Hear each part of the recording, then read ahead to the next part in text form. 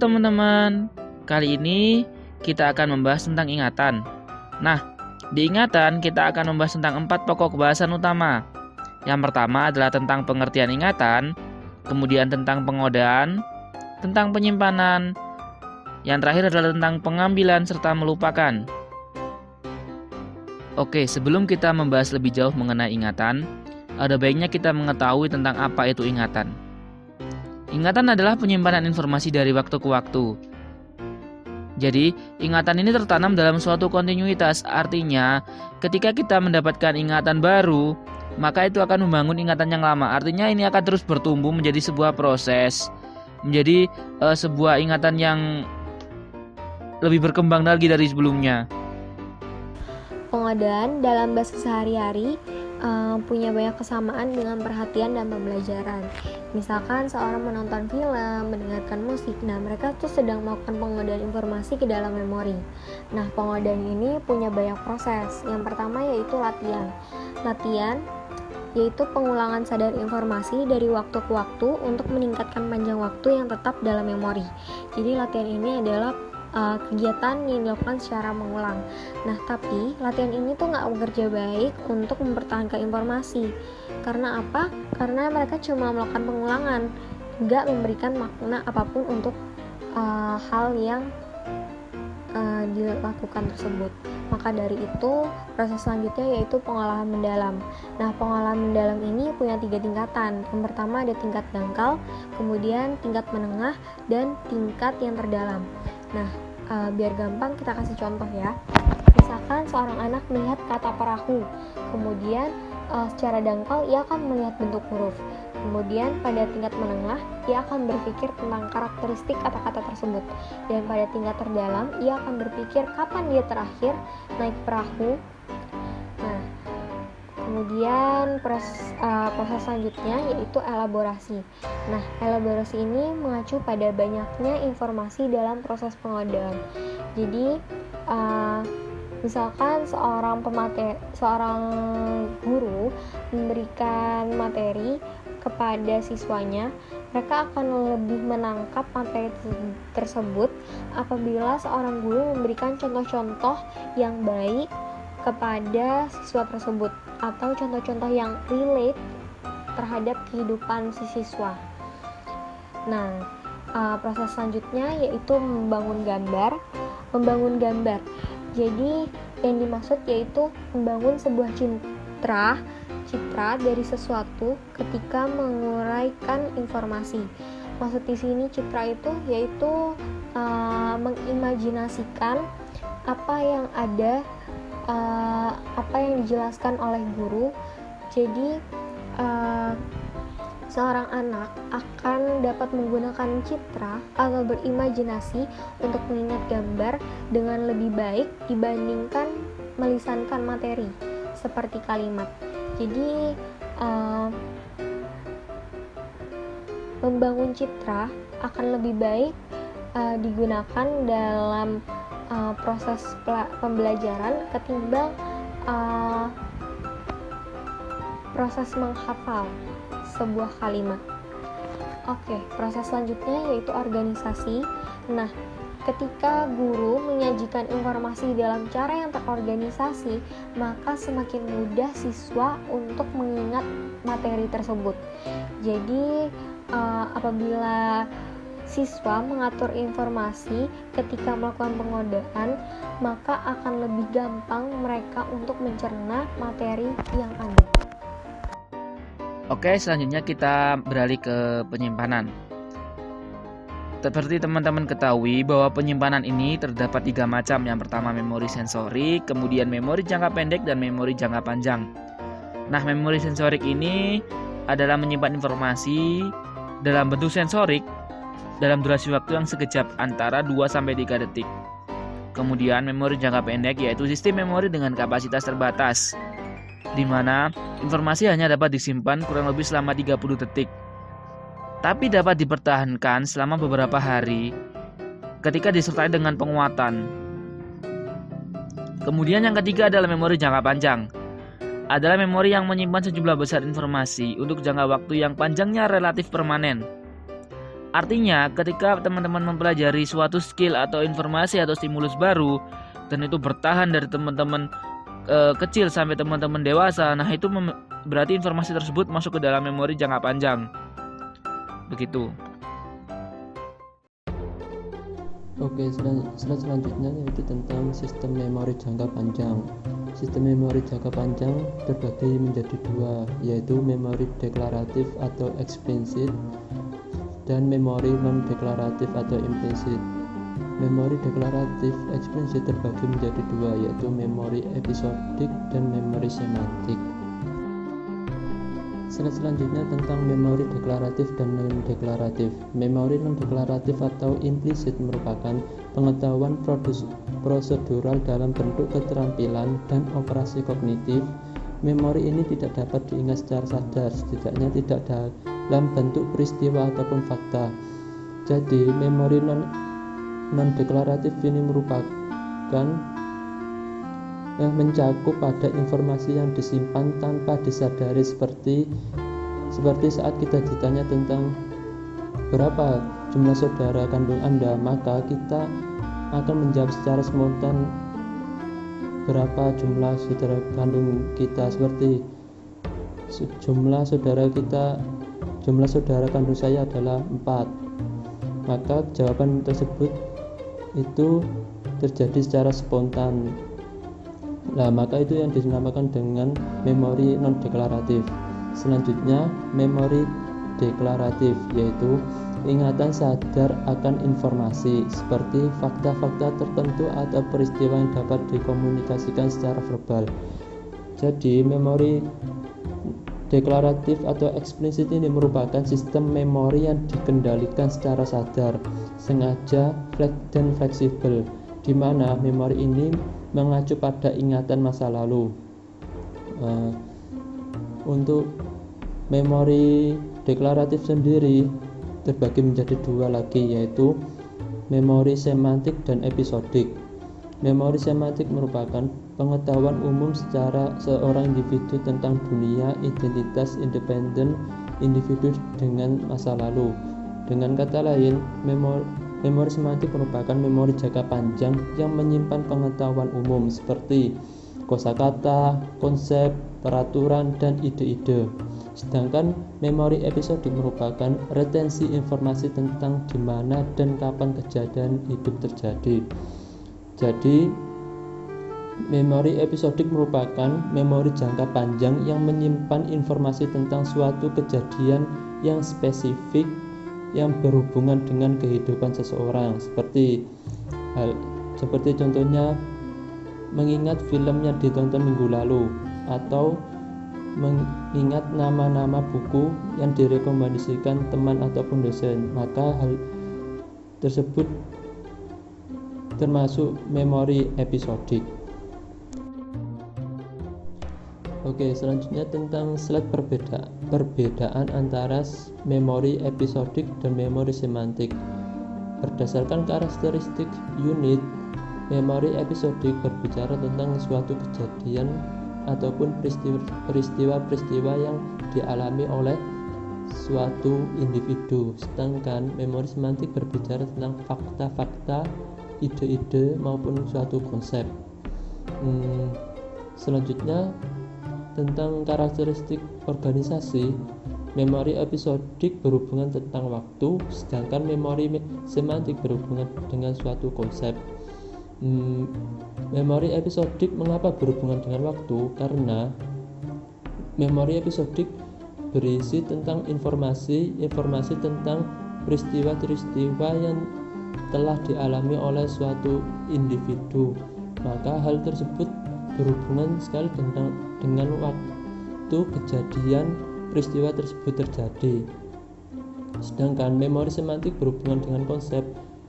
Ini berarti karena memori semantik hanya berbicara tentang suatu kosakata, peraturan ataupun ide-ide yang itu berhubungan sekali dengan suatu konsep pemikiran.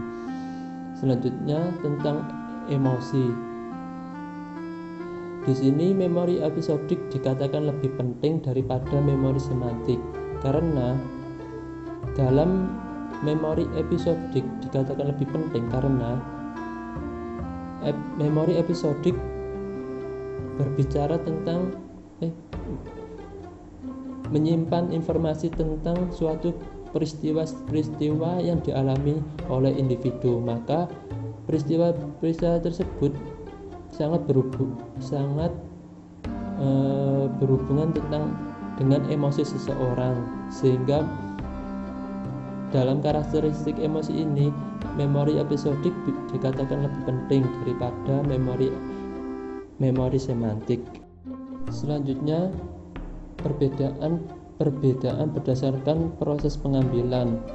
Memori episodik dalam proses pengambilannya itu disengaja, sedangkan memori semantik itu proses pengambilannya secara otomatis. Seperti halnya contoh tadi, di mana memori episodik dalam proses pengambilannya itu dibutuhkan suatu usaha, di mana seperti halnya contoh tadi yang mengingat sebuah film yang ditonton minggu lalu. Nah, maka hal itu membutuhkan suatu usaha. Berbeda dengan memori semantik, di mana proses pengambilannya secara otomatis. Misal tentang kosakata, saat kita berbicara dengan orang lain, maka kosakata tersebut akan muncul secara otomatis. Selanjutnya tentang proses pengambilan. Proses pengambilan memori episodik ditandai dengan oh ya aku ingat. Berbeda dengan memori semantik. Proses pengambilannya yaitu dengan tanda oh ya aku tahu. Selanjutnya tentang karakteristik pendidikan dan kecerdasan. Memori episodik dikatakan tidak relevan, sedangkan memori semantik dibilang lebih relevan, karena memori semantik seperti yang dijelaskan tadi yaitu berhubungan tentang pengetahuan umum, sehingga hal tersebut bisa mencerminkan suatu kecerdasan maupun pendidikan oleh suatu individu. Dan yang terakhir tentang karakteristik kesaksian hukum. Memori episodik dikatakan dapat diterima di pengadilan, sedangkan memori semantik tidak dapat diterima pengadilan. Mengapa memori episodik dapat diterima di pengadilan? Karena memori episodik yaitu merupakan memori yang menyimpan informasi tentang suatu kejadian ataupun peristiwa-peristiwa yang dialami oleh seseorang. Dan hal tersebut biasanya berhubungan tentang masa lalu, sehingga hal tersebut bisa menjadi bahan ataupun saksi dalam suatu kesaksian hukum. Bagaimana informasi disimpan dalam memori? Di sini terdapat 3 teori utama, yakni yang pertama, teori jaringan, yang kedua, teori skema, dan yang ketiga, teori jejak kabur. Yang pertama, teori jaringan. Teori jaringan merupakan teori yang menggambarkan bagaimana informasi dalam memori diatur dan terhubung. Mereka menekankan simpul dalam jaringan memori. Yang kedua, teori skema. Teori skema merupakan teori yang didasarkan pada premis bahwa ketika kita membangun informasi, kita menyatukannya dengan informasi yang sudah ada dalam pikiran. Skema merupakan informasi konsep, pengetahuan, informasi tentang peristiwa yang sudah ada dalam pikiran seseorang. Di dalam skema terdapat skip skema yang digunakan untuk sebuah kejadian. Skip sering mengandung informasi tentang ciri-ciri fisik, orang, dan kejadian khas. Misalnya, seorang siswa yang datang terlambat untuk kegiatan seni kemungkinan tahu banyak apa yang harus dilakukan karena ia memiliki skip kegiatan seni. Yang ketiga, teori jejak kabur. Teori jejak kabur merupakan pernyataan bahwa memori yang paling baik dipahami dengan mempertimbangkan dua jenis representasi memori. Yang pertama, jejak memori verbatim, dan yang kedua, jejak kabur atau inti. Dalam teori ini, memori anak-anak lebih baik dikaitkan dengan jejak kabur yang dibuat dengan mengekstraksi inti dari informasi.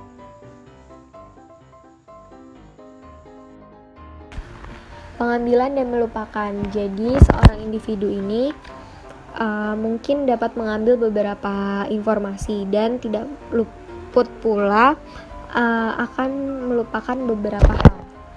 Pengambilan. Ketika kita mengambil sesuatu dari bank data pikiran kita mencari penyimpanan memori kita untuk menemukan informasi yang relevan. Nah, sebagai contoh, misalkan seorang anak ditanya jam berapa sekarang, maka siswa akan otomatis menjawabnya, maka itu bisa dikatakan bahwa pengambilan terjadi secara otomatis. Nah, tapi kalau misalnya seorang anak ditanya siapa pemateri pada 2 bulan yang lalu, maka itu akan membutuhkan proses pengambilan yang membutuhkan usaha lebih. Nah, selanjutnya ada efek posisi serial. Jadi, bisa dikatakan bahwa ingatan lebih baik untuk barang-barang terdapat pada awal dan akhir daftar item daripada di tengah. Jadi, di sini ada efek keunggulan dan efek kebaruan. Nah, bisa dikatakan bahwa efek keunggulan ini adalah item pada awal daftar cenderung diingat, dan efek kebaruan ini adalah item pada akhir daftar cenderung diingat. Jadi, di sini maksud dari efek posisi serial ini, pada kata-kata daftar kata pada awal dan akhir itu cenderung gampang diingat oleh seorang siswa. Nah, pertimbangan lain dalam pengambilan yaitu prinsip kekhususan pengodaan, bahwa asosiasi yang terbentuk pada saat pengodaan atau pembelajaran cenderung menjadi isyarat pengambilan yang efektif. Sebagai contoh, misalkan seorang guru memberikan materi tentang informasi Bunda Teresa. Misalkan ia lahir di Albania, kemudian dia pernah memenangkan Nobel Prize dan lain sebagainya. Nah, kemudian ketika anak itu mencoba untuk menjelaskannya kembali, maka mereka dapat menggunakan beberapa kata seperti Albania, Nobel Prize, dan lain sebagainya sebagai isyarat pengambilan. Kemudian melupakan isyarat bergantung, yaitu kegagalan pengambilan yang disebabkan oleh kurangnya petunjuk pengambilan yang efektif. Nah, gagasan melupakan isyarat bergantung ini dapat menjelaskan mengapa siswa mungkin gagal untuk mengambilkan fakta yang dibutuhkan untuk ujian. Nah, prinsip melupakan isyarat bergantung konsisten dengan teori gangguan yang menyatakan bahwa kita lupa bukan karena kita benar-benar kehilangan memori dari penyimpanan, melainkan informasi lain menghalangi apa yang coba kita ingat. Umpama seorang siswa besoknya akan melakukan tes. Nah, yang tes yang pertama itu ada tes biologi, kemudian tes sejarah. Nah, tapi seorang siswa ini belajar tes biologi dulu baru tes sejarah. Nah, strategi yang benar yaitu apabila seorang siswa itu mempelajari paling akhir materi yang akan dihadapi keesokan harinya. Jadi seharusnya dia belajar sejarah dulu, kemudian ia baru belajar biologi. Supaya apa? Supaya tidak ada informasi lain yang menghalangi apa yang coba kita ingat pada saat tes. Nah, sumber lain dari melupakan yaitu adalah pembusukan memori.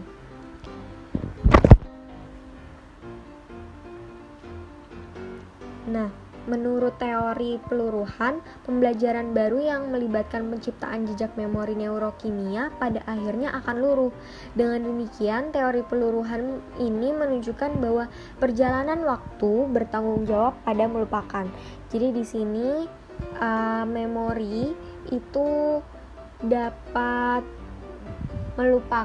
terlupakan seiring berjalannya waktu. Begitu. Sekian presentasi dari kelompok kami. Terima kasih. Wassalamualaikum warahmatullahi wabarakatuh.